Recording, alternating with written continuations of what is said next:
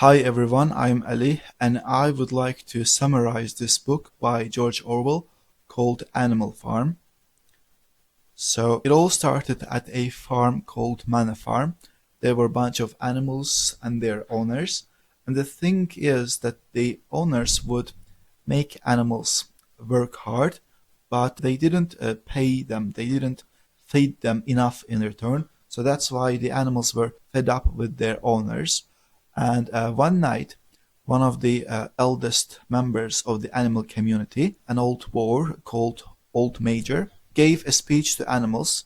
He offered them a new vision for the future. This vision was that there would be no more men, no more starvation, no more whips or exhaustion. That's why all of the animals liked it. And also, he taught them a new anthem called Beasts of England, and the animals liked it and they started to sing it. Shortly after, Old Major died, but his ideas didn't. The animals had plans about rebellion, so in order for them to be able to do this rebellion, they actually needed to be smart. And pigs started to read all of the books that they could get their hands on. And after they got some knowledge, they shared all of their knowledge with the other animals, and they gathered around an ideology called animalism, but they didn't take any real actions yet until one day their owner, Mr. Jones, was drunk, and that's why he forgot to feed them. He went somewhere else, and when he came back home, he slept. That's why the animals didn't eat anything for days. They were starving. They broke into the store shed and they found something to eat. But that time, the farm owner and his men found out about this and they became really angry. So they decided to punish the animals for this. And this was the last straw. And this was the thing that triggered the animals to do the actual rebellion. This made animals really angry, and the animals responded so violently that all the people on the farm left the farm. They ran for their lives. The farm was taken over by the animals. They even changed the name of the farm into Animal Farm. So after they took control of the farm, they needed some kind of set of rules in order to be able to live peacefully.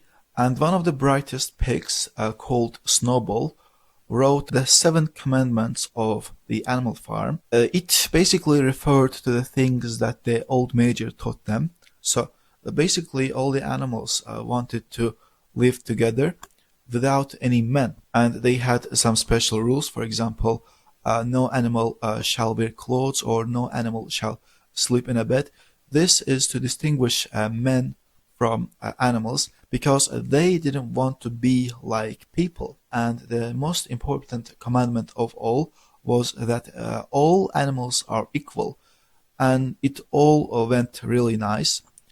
And since the pigs were the smart ones, they supervised the harvest and they kind of commanded everyone. And everyone started to live happily. And also they needed to work a lot. One of the most hardworking animals was Old Boxer. He was actually old, but he would never get tired of working. And his life motto was that I will work harder, I will be better. And every Sunday they would have debates about the new plans.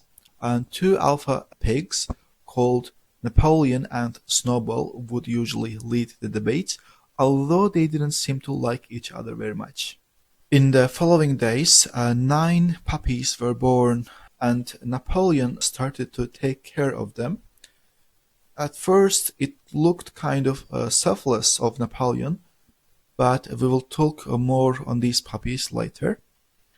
So everything looked like as if everything was okay, but since other farms also, the animals of other farms also heard about the news, and they even started to sing these animals' anthem, and this really made other farm owners anxious. So that's why owners or people from other farms and Mr. Jones gathered a team and they decided to storm the animal farm. So that day there was a big fight. Later it was called the Battle of Koshad. And during this battle, the animals won thanks to the coordinated plans of the pig Snowball. He actually got injured during the battle, but the animals didn't let people win this battle, and people had to flee for their lives once again. Now that they didn't have to worry about people once again, they decided to build new things. This is when Snowball came in with his new idea about a windmill. He thought that they needed a windmill because if they had it, they would be able to generate electricity so that the animals would be able to get heating or lighting system. And everyone kind of liked this idea except Napoleon. He was standing at a rival position to Snowball. That's why he disagreed with this plan. So that's why they decided to hold a vote.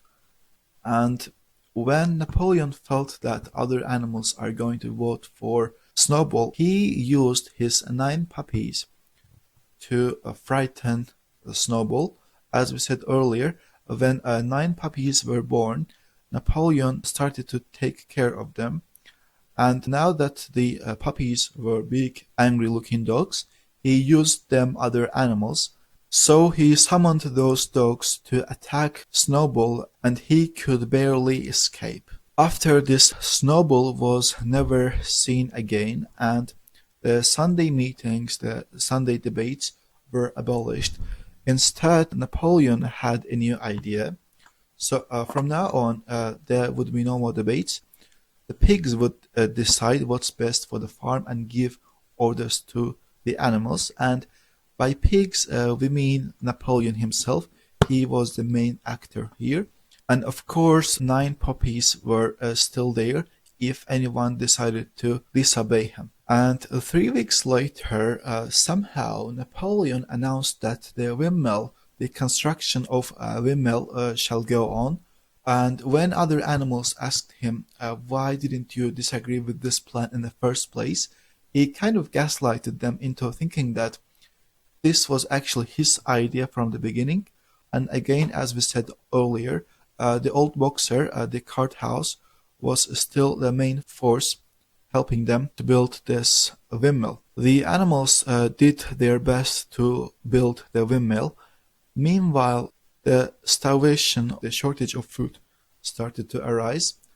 This time, Napoleon had to do something, and this is when he started to trade with people, which was against the things that old Major taught them. So animals didn't actually like this idea at first. So that's why, in order to be able to get around that, Napoleon hired a lawyer called Mr. Whymper. Mr. Whymper tried to find loopholes around the 7 commandments in order for Napoleon to be able to trade with people. Also, later one day, other animals found out that Napoleon is sleeping in a bed. This really shocked animals because this was actually against their 7 commandments that said no animal shall sleep in a bed. But when they went to check the amendment just to be sure, they saw that it actually says no animal shall sleep in a bed with sheets. So maybe there was maybe there was a detail that they forgot about. So that's why they didn't really care about it. But it still seemed weird for other animals. A few months later, there was a violent storm, and that's why the windmill got destroyed. It was clear that the storm destroyed the windmill, but to Napoleon's mind, it was Snowball trying to sabotage their whole action. Snowball was trying to discourage all other animals from working. So that's why they have to work even harder. A few weeks later, food shortage was again at the door, and Napoleon had to do something, so he ordered other animals to increase the food production. This put a tremendous amount of work on hands, so that's why they didn't agree with this plan and they protested by breaking their eggs. Napoleon didn't like this at all, so he ordered his puppies to attack on the hens, and 9 of the hens died during this process. And after that, the animals were actually kind of afraid of being against Napoleon. The next day, Napoleon gathered all the other animals. So it turned out that Snowball was actually on people's side all along. He was never at animals' side, and that's why he always tried to sabotage their actions. But when animals tried to disagree, for example, Old Boxer told that, wait, but Snowball got injured during the Battle of Cowshed. The pigs tried to convince him that this didn't happen, or Snowball did this in order to be able to camouflage his actions. And in the end, Old Boxer had to agree with them. But still, Napoleon didn't like this, so he actually wanted Old Boxer to be dead. That's why he summoned his dogs to kill all animals who were against Napoleon or who liked Snowball, including Old Boxer, the horse, but the dogs couldn't do anything to the horse thanks to his giant iron hooves. But the fact that dogs killed other animals was mysterious because their 7 commandments also read that no animal shall kill any other animal.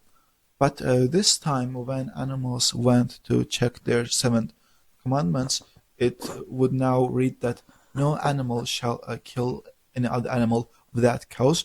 So the dogs killing other animals actually made sense because, according to Napoleon, they were conspirators and they had to die, so it made sense, and animals agreed with it. Some time passed, there was another battle, and this battle were to be called the Battle of Windmill, because now the people who attacked the animal farm tried to destroy the windmill, and to do this they used a dynamite which worked and blew the windmill into oblivion. And this made everything even harder for the animals, but in the end, again, animals won this battle, and people had to run for their lives once again. After the Battle of Windmill, Napoleon declared himself as the real hero of this battle, and he thought that he needs to be rewarded with a lot of whiskey and other alcoholic substances, which was against one of the amendments of the animals that said no animal shall drink alcohol. But this time animals saw that it actually says no animal shall drink alcohol to excess, which allowed Napoleon to drink his whiskey. I mean, this time other animals were actually starving, they couldn't find anything to eat, but the pigs were feasting on alcohol and some other delicious meals, which made everything even harder for animals because they had to work harder in order to be able to complete the food production. But this was not the worst thing that happened at the animal farm. One day, Old Boxer collapsed in the field. All the other animals gathered around him and they asked pigs for help. And after a few hours, a van came to pick the horse up. And animals were happy because their friend were being sent to get treated by doctors. But some of the animals who could read actually read that the van said Alfred Simon's Slaughterhouse, Horse Slaughter and Glue Boiler, Wellington. This really made other animals upset because clearly their friend were being sent to be slaughtered. When they told this to pigs, pigs told them that this is actually the vet's van. They recently bought it from the slaughterhouse, but they forgot to paint the cab. They forgot to paint the van. That's why it says slaughterhouse, but it is actually a vet. But in reality, they were taking him to the slaughterhouse. Basically, pigs were selling the horse to be slaughtered. But ironically, other horses were hauling this van. They were actually hauling their friend to be slaughtered. Vets did the best they could, but they couldn't save his life. So the animals had to buy this excuse. Years passed, Animal Farm expanded and became better organized, and they even finished building the windmill. But ironically, it didn't generate electricity for animals. It only generated revenue for the pigs. The animals were still in pain. They were still exhausted all the time. Basically, there were no differences since the rebellion. And only a few animals remembered the times before the rebellion. Only a few of them remembered Old Major. Only a few of them remembered the horse Boxer.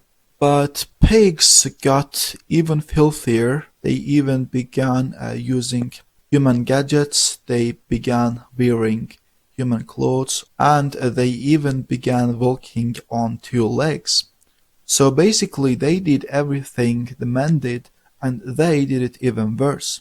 And when it came to the 7 Amendments, they had to make so many changes that in the end they erased everything, and they just wrote that the pigs just wrote that all animals are equal, but some animals are more equal than others. And now that the pigs did everything like people did, they improved their relations with other people. They started to trade, and they did everything with them.